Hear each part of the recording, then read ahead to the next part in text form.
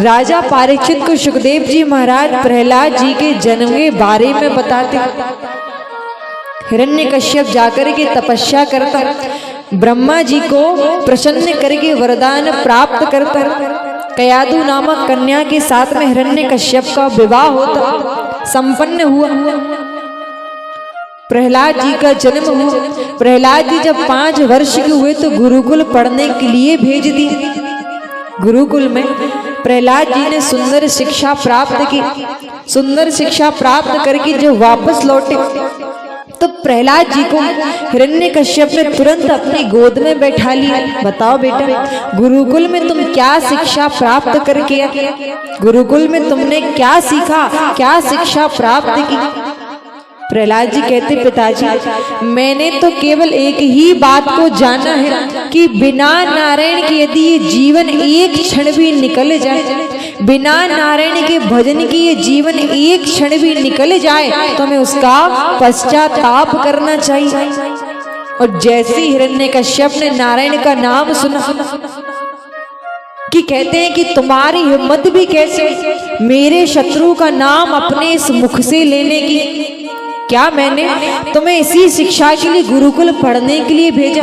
जाओ, जाकर के वापस सुंदर शिक्षा प्राप्त करो और अपने मुख से नारायण का नाम वापस मत ले। वापस गुरुकुल भेज।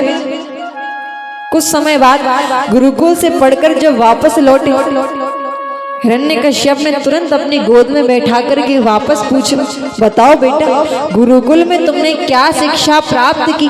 गुरुकुल में तुम क्या सीख कर आए?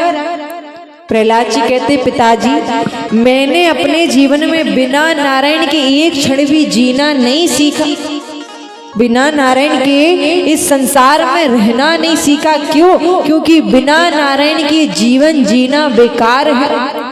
और जैसे ही नारायण का नाम सुना कई प्रकार से मारने का प्रयास करते, जाकर के कारागार में डाल देते कि जब तक तुम अपने मुख से नारायण का नाम नहीं छोड़ते तब तक तुम्हें इस कारागार से बाहर नहीं निकाला जाएगा। प्रहलाद जी के मित्र कहते, प्रहलाद जब तुम्हारे पिताजी नारायण से इतनी शत्रुता रखते तो उसके बाद भी तुम नारायण का नाम क्यों लेते हो? क्यों नहीं लेना छोड़ देते? प्रहलाद जी कहते, मेरे पिताजी ने कई बार मुझे मारने का प्रयास किया तो मेरे नारायण ने हर बार मुझे बचाया है। एक बार तुम भी अपने मुख से श्रीमन नारायण का नाम लेकर तो देखो, कितनी मिठास, कितना रस है मेरे नारायण के नाम में। प्रहलाद जी के शिष्य श्रीमन नारायण का जप करने लगे।